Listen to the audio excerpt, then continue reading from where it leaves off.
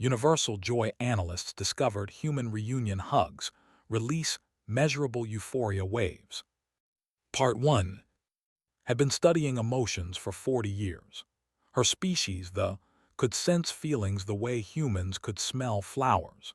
She worked at the Galactic Emotional Research Institute, where scientists from dozens of worlds came together to understand how different species experience joy, sadness, and everything in between. Today stared at her instruments and wondered if they were broken. The numbers made no sense. According to her readings, someone at Terminal 7 had just experienced 847 units of euphoria. That was impossible. The highest joy reading ever recorded was 312 units, when a crystalline entity had successfully reproduced after a century of trying. Her assistant walked over on his 6 legs. That was always calm and logical. "The equipment must be malfunctioning," he said, his translator device converting his clicking sounds into standard galactic common. Ran the diagnostics 3 times, everything checked out. "The equipment is fine," she said quietly. "This reading is real." They looked at each other. If the reading was real, it meant they had just detected the most powerful burst of happiness ever recorded in galactic history, and it had come from the human section of the station. Humans were still relatively new to the galactic community. They had only joined 50 years ago, and most species found them puzzling. They were neither the strongest nor the species. They had no natural telepathy, no ability to see beyond normal light, no special adaptations that made them stand out. They were just average in almost every way. Except apparently in this. Grabbed her portable scanner. "We need to go to Terminal 7 immediately." The trip took an hour. During that time, reviewed everything she knew about human emotions. Humans were social creatures, that much was documented. They formed strong bonds with family members and friends. They seemed to suffer genuine distress when separated from loved ones, which was unusual. Most species preferred some distance from their relatives, but suffering when apart, that was almost unheard of outside of mated pairs. When they arrived at Terminal 7, the afternoon rush was in full swing. Ships came and went constantly at Terminal 7. It was a major hub connecting the inner worlds to the frontier colonies. Thousands of beings moved through its corridors every day. Set up her equipment near the arrival's gate, disguising it as standard atmospheric monitoring. She waited and watched. The scanner remained quiet for the first hour. Normal readings, nothing unusual. A few small joy spikes when people met friends or completed business deals, but nothing remarkable. Then the scanner shrieked an alert. A human woman stood by the barrier, her eyes fixed on the arrival gate. She was middle-aged by human standards, wearing the simple coveralls of a station worker. Her hands gripped the barrier so tightly that her knuckles had turned white. Emotional sensors showed the woman was experiencing intense anticipation mixed with something that registered as pain. Emotional pain from anticipation. How strange. The arrival gate opened. Passengers began streaming out. The woman's emotional signature spiked higher. She was scanning every face desperately. Then saw what the woman saw, a small human child, perhaps 7 years old, pulling a too large bag behind her. The child's eyes found the woman. Her face transformed. She dropped the bag and ran. The woman vaulted over the barrier, which was technically against station regulations, and ran toward the child. They met in the middle of the corridor, and the woman swept the child up into her arms, lifting her off the ground entirely. They held each other tightly, the woman's face buried in the child's hair, the child's arms wrapped around the woman's neck. And instruments went mad. The euphoria reading hit 847 units, just as the earlier sensor had indicated. But it wasn't coming from one person. Both the woman and the child were generating identical readings simultaneously. Their joy was perfectly synchronized, feeding into each other, amplifying and resonating in a way that had never seen before. But that wasn't all. The emotional wave wasn't contained. It radiated outward in a visible pulse, at least visible to senses. A businessman who had been complaining loudly about a delayed shipment suddenly stopped and smiled for no apparent reason. A group of skitter diplomats who were naturally anxious creatures visibly relaxed. Even who had limited emotional capacity tilted his head curiously. "Did you feel that?" asked. "You felt it," was shocked. Rarely felt anything emotional that didn't directly relate to their own experiences. Something admitted, like warmth, pleasant warmth. The woman and child were still embracing. They had sunk to their knees now, both crying, both laughing, both talking at once. Moved closer, her recording equipment capturing everything. She needed to understand this phenomenon. A human male approached her. He wore a station security uniform. "Ma'am, is there a problem with your equipment? You're in a high-traffic area." Gestured at the mother and child, who were finally standing up but still holding hands tightly. "I am studying that," she said, pointing with one of her sensory stalks. The security officer looked where she pointed and his expression softened. "Oh, that's just a reunion. The kid's been staying with relatives on the outer colonies for 6 months. Mom works here on the station. They do video calls, but it's not the same as being together." They were separated for 6 months, tried to imagine being apart from her own offspring for that long. It would be slightly inconvenient, she supposed, but children were independent after their first year. And this, embrace, this is normal. "Sure," the officer said. "It's called a hug. We do it when we miss someone. The longer you're apart, the better the hug feels when you see them again." He smiled at the pair, who were now walking toward the exit, the child chattering excitedly while the mother listened with complete attention. "My daughter's coming home from university next month. Haven't seen her in a year. I'm already looking forward to that hug." A year. Try to process this. Humans deliberately separated from their offspring for a year, and then experienced joy so intense it registered as a potential medical emergency on her equipment. She spent the rest of the day at Terminal 7, recording every reunion she could find. A married couple separated by work assignments. 2 friends who hadn't seen each other since childhood. A father and his adult son. Each reunion involved a hug, and each hug generated a measurable euphoria wave. The intensity varied.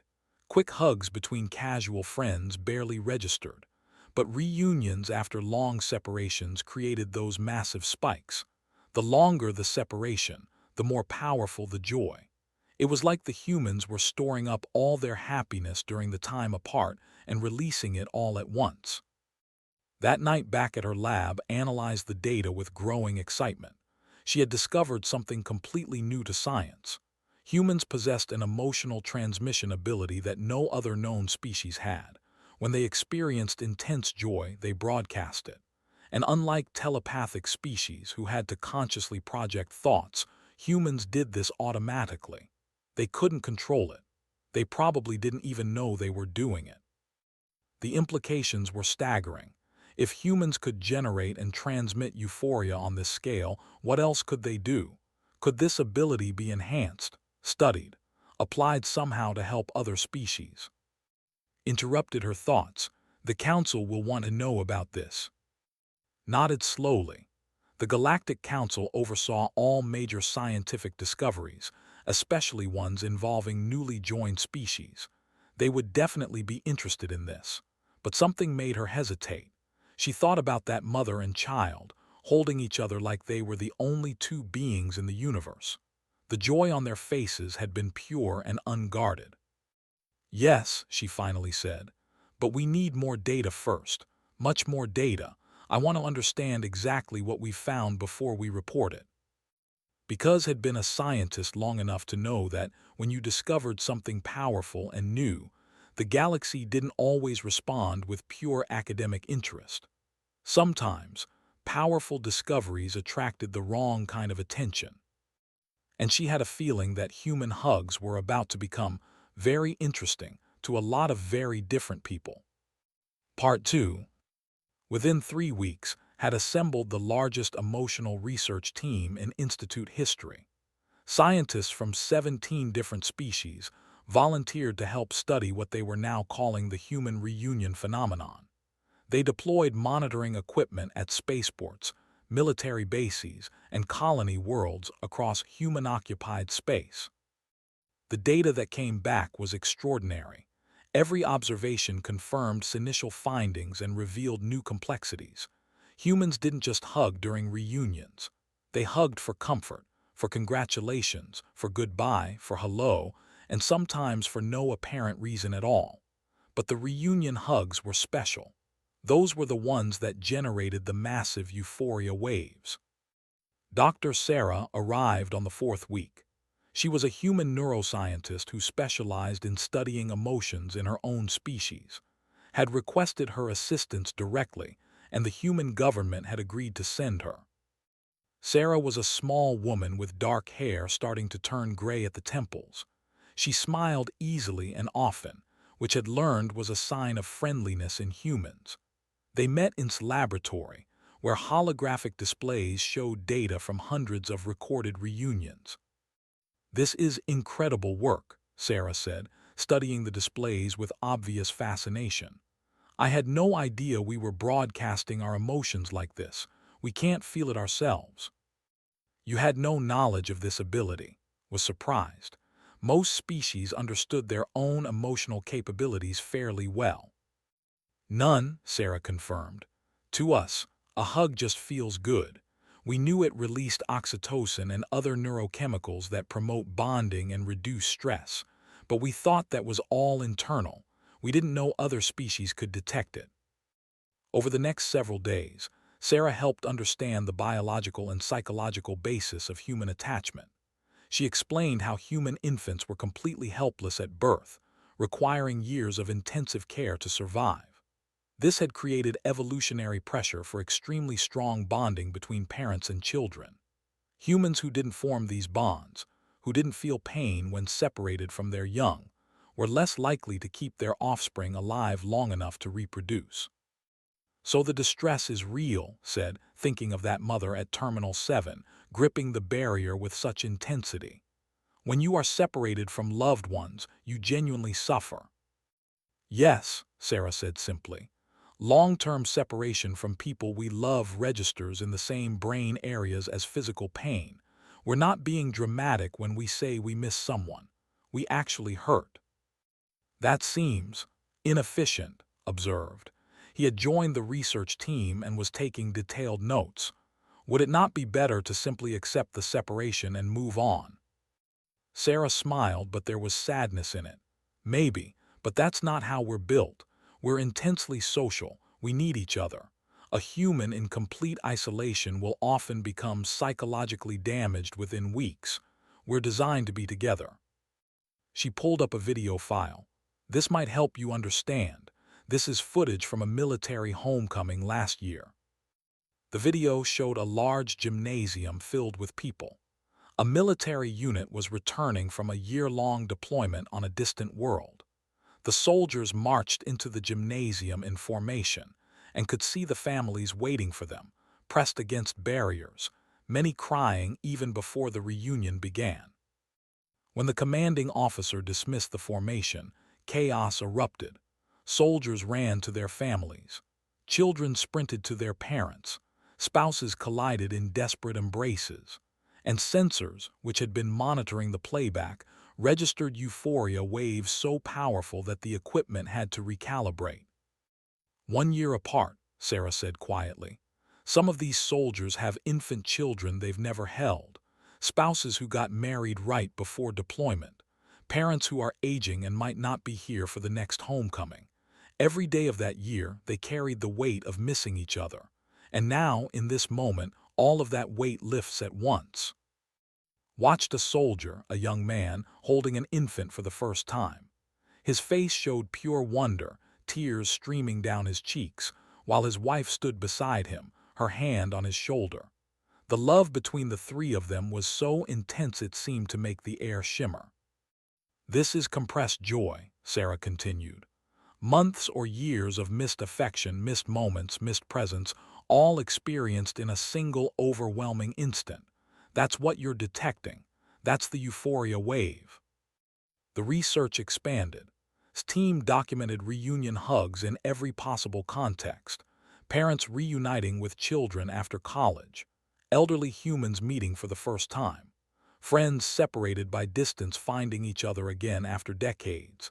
Each reunion told a story of connection, of relationships strong enough to survive time and distance. But the research also attracted attention had hoped to avoid. The Galactic Council summoned her to present preliminary findings. She had no choice but to comply. The council chambers were vast and ancient, built to accommodate species of every size and shape. Representatives from hundreds of worlds sat in concentric circles around the central presentation area. Had never felt so small or so nervous. She presented her findings clearly and objectively. The data spoke for itself. Humans generated measurable euphoria waves during emotionally intense moments, particularly reunions after long separations. These waves affected nearby species across a wide range of neurological types. The effect was involuntary and apparently unconscious on the human's part. There was no evidence of harm to affected species, only temporary positive emotional impacts. The response was immediate and divided. Some representatives were fascinated. The delegate, speaking for a species that experienced emotions as colors, called it the most beautiful discovery in a century. The peaceful assembly representatives saw potential applications for conflict resolution and therapy. But others were concerned. The Dominion representative, a massive reptilian warrior, stood to speak. His species valued strength and individual achievement above all else. "This is a form of emotional manipulation," he growled. "These humans are affecting the mental states of other species without consent. This could be weaponized." A ripple of agreement moved through certain sections of the chamber. Felt her sensory stalks droop. She had feared this response. The Serenity Collective representative, speaking for a hive mind species, raised a different concern. "We must consider the implications for emotional stability across the galaxy. If humans can broadcast joy this intensely, what happens when they broadcast negative emotions? Grief, anger, fear. Could they destabilize entire populations?" The human delegate stood. His name was Ambassador Martinez, and had met him once before. He was an older man with kind eyes and the patient demeanor of someone who had spent years negotiating with alien species. "With respect," Martinez said calmly, "we didn't know we were doing this. We can't control it. Asking us to stop hugging our families would be like asking your species to stop breathing. It's fundamental to who we are." "Then perhaps humans represent a threat to galactic emotional stability," the representative said bluntly. "Perhaps your integration into the galactic community was premature." The chamber erupted in debate. Some species defended humanity. Others demanded restrictions.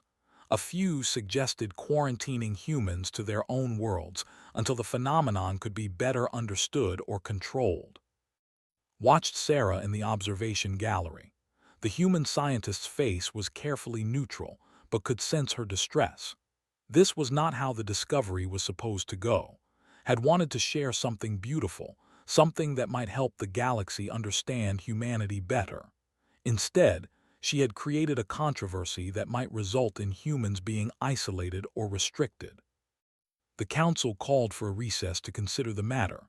As delegates filed out, made her way to Sarah. "I'm sorry," said. "I never intended for this to become political." Sarah gave her a tired smile. "It's not your fault. This is what happens when you're the new species trying to prove you belong. Everything you do gets examined and judged." She looked at the empty council chambers. "The question is, what happens now? Do they decide we're too dangerous to be allowed to hug our children?" Had no answer, but she knew one thing with certainty. She had opened a door that couldn't be closed. The galaxy knew about human emotional projection now, and that knowledge would change everything, for better or worse. In the end, perhaps that was what scientific discovery always meant. Finding truth, and then dealing with the consequences of that truth, whatever they might be. Part 3. The debate raged for weeks. The Galactic Council couldn't agree on what to do about humanity's emotional broadcasting ability. Proposals ranged from doing nothing to imposing strict limits on human population centers. Some species wanted to study the phenomenon further. Others wanted to ban humans from certain worlds entirely. While politicians argued, continued her research. She had documented over 3,000 reunion hugs now, and not a single instance had caused harm to anyone. The euphoria waves dispersed naturally, leaving only a pleasant afterglow that faded within minutes. It seemed absurd to her that the council was treating this as a threat. Then the crisis happened, and everything changed. 4 was a colony world with a population of 80,000, about 60% human and 40% mixed species. It orbited a young star that had an unstable asteroid belt. When a rogue asteroid broke from its orbit and headed directly toward the planet, the evacuation was chaotic and rushed. Ships departed overloaded, taking whoever could fit. Families were split up in the panic. Children ended up on different vessels than their parents. Spouses were separated. Friends lost track of each other in the crowds. The evacuation succeeded in saving everyone, but at a terrible cost to the survivors' peace of mind. Watched the news reports with growing concern. The refugees were being gathered at Meridian, the largest station in the sector. But reports from the station were troubling. Medical teams reported widespread anxiety, depression, and trauma responses. Children were inconsolable. Adults seemed lost and disconnected. The station's counseling services were completely overwhelmed. The emotional readings from Meridian painted an even bleaker picture. Colleagues who monitored emotional health across the galaxy showed her the data. A massive cloud of grief and fear had settled over the entire station. It was affecting everyone there, even species normally resistant to emotional contagion. The station commander had requested emergency psychological support from the council. Sarah contacted directly. The video call showed Sarah looking exhausted. She was on Meridian, having volunteered to help with relief efforts. "It's bad here," Sarah said without preamble. "We've never seen this kind of mass trauma response in a human population. Everyone lost someone in the evacuation. Not permanently, we hope, but right now tens of thousands of people don't know where their family members are. Parents don't know which ships their children ended up on. The registry system is overwhelmed." Felt a chill run through her sensory stalks. She had studied human attachment enough to know how devastating this would be. How long until families can be reunited? "Could be weeks," Sarah said grimly. The ships scattered across a dozen different stations. Some went to safe worlds in neighboring systems. The tracking is a nightmare, and every day that passes the psychological damage gets worse. She paused. "I know this might sound strange, but I had an idea. What if we made reunion the priority? Not processing, not paperwork, not standard procedure. What if we just focused on getting families back together as fast as possible?" Understood immediately. You want to generate euphoria waves intentionally. Use them to counter the grief cloud. "I don't know if it will work," Sarah admitted. "We've never tried anything like this deliberately, but these people need their families. And if the joy from those reunions can help others too, then maybe we can turn this disaster into something less awful." Made a decision. "I'm coming to Meridian, and I'm bringing my entire team." The trip took 2 days. By the time arrived, Sarah had already convinced the station commander to try her approach. Commander was a pragmatic, a species known for making hard decisions without emotional interference, but even he could see that standard procedures weren't working. "Fine," had said. "We'll reorganize everything around reunions, but this better work or we'll have wasted precious time." The new system was simple. Every available resource went toward tracking separated families and bringing them together. Ships were dispatched to other stations to collect refugees. The station's entire communications network focused on matching names and locations. Arrival bays were cleared and prepared, and teams set up monitoring equipment to document what happened next. The first reunion ship arrived 30 hours after reached Meridian. It carried 200 refugees, mostly children who had been separated from their parents. The arrival bay had been set up with clear pathways and minimal barriers. When the airlock opened and the first child emerged, a woman in the waiting crowd screamed her daughter's name. The girl, perhaps 10 years old, had been holding herself together with visible effort. When she heard her mother's voice, that control shattered. She ran, and her mother ran to meet her. The hug that followed registered at 1,089 units on instruments. Both mother and daughter were sobbing, holding each other like they might disappear if they let go. The euphoria wave that radiated from them was visible even to species without emotional sensing abilities. It seemed to shimmer in the air, warm and golden. More reunions followed rapidly. A father finding his 3 sons. An elderly couple reunited after believing each other dead. 2 sisters who had searched for each other across multiple stations. Each reunion generated its own wave of joy. But something unexpected happened. The waves didn't dissipate normally. They met, merged, resonated with each other. Within an hour, the entire arrival bay was glowing with accumulated euphoria, and the effect was spreading. Watched her instruments in amazement. The grief cloud that had hung over the station was breaking apart, not just in the arrival bay, but throughout the entire station. People who hadn't been reunited with anyone were still affected. The accumulating joy was so powerful that it overrode the ambient depression. A soldier assigned to observe the operation approached. His species was supposed to be immune to emotional contagion. They prided themselves on being unaffected by others' feelings. "What is happening to me?" he asked, his translator making his voice sound confused. I don't have a word for it. Light, calm. I have fought in 30 battles and never felt anything like this." "It's called peace," said gently. "The humans are sharing their joy with you." The reunions continued for days. As more ships arrived and more families came back together, the effect intensified. Species that had never responded to human emotions before found themselves affected. Even whose emotional capacity was minimal reported feeling less alone than usual. The medical reports confirmed what instruments were showing. Recovery from trauma was happening at unprecedented rates. Stress-related conditions were improving. Anxiety levels were dropping across the board. And tensions between different species, which typically ran high in crisis situations, remained remarkably low. On the 5th day, Commander summoned both and Sarah to his office. They looked exhausted, but something in his expression had softened. "I need to report to the council," he said. "They want to know how we're handling the crisis. I'm going to tell them that the humans are healing us." He looked at Sarah. "Your people are suffering the worst trauma of anyone here. You lost your homes, your possessions, your sense of security. But when you find each other again, you don't just heal yourselves. You heal everyone around you." Sarah's eyes filled with tears. "We don't know how we do it.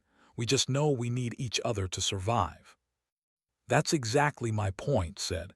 He turned to, "I read your report about the council debate, about whether humans should be restricted because of their emotional projection. I'm going to make sure the council understands what I've seen here. This isn't a weapon. It's a gift." Worked late into the night on her final report. She included all the data from Meridian, all the documented evidence of human reunion euphoria serving as a healing force. She added testimony from dozens of species, all describing how the human joy had affected them positively. She made her conclusion clear and unambiguous. Humans had evolved an extraordinary ability. Their capacity for attachment, which caused them pain when separated, also gave them the power to generate and transmit profound joy when reunited. This wasn't manipulation or weapon.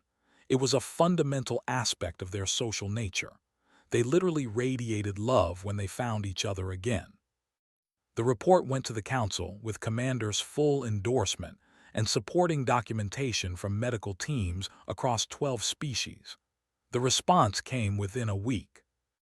The council voted to not only drop all proposed restrictions on humanity, but to officially recognize reunion facilitation as a humanitarian priority across the galaxy. Space stations and colonies would reorganize their procedures to minimize unnecessary family separations. When separations were unavoidable, reunion logistics would receive high priority, equivalent to medical care or security concerns. More than that, the Council formally acknowledged humanity's contribution to Galactic. Other species might be stronger or smarter or more technologically advanced, but humans had something unique. They had the power to make others feel less alone. Attended the final council session where the decision was announced.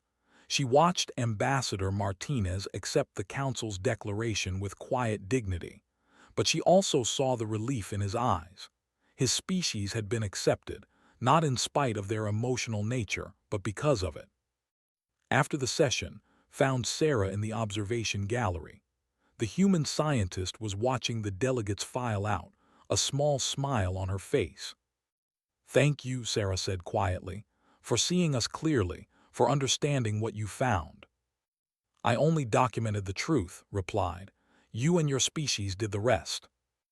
They stood together in comfortable silence for a moment. Then Sarah did something unexpected. She reached out and hugged. It was brief and gentle, respectful of the differences in their body structures, but felt it anyway, that warm pulse of affection and gratitude.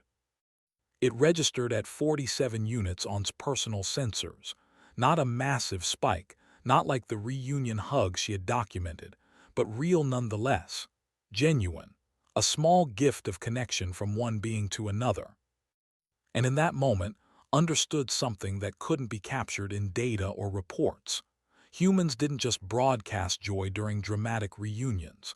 They shared it every day in small ways with everyone around them. They were built to connect, to reach out, to make others feel seen and valued. The galaxy was full of species that could do remarkable things. But only humans could hug you, and for just a moment, make the vast empty universe feel a little less lonely. Kept that memory and that small 47-unit reading for the rest of her life. It reminded her why she had become a scientist in the first place. Not to catalog data or publish papers, but to discover truths that made the galaxy a better place to live. And she had definitely done that.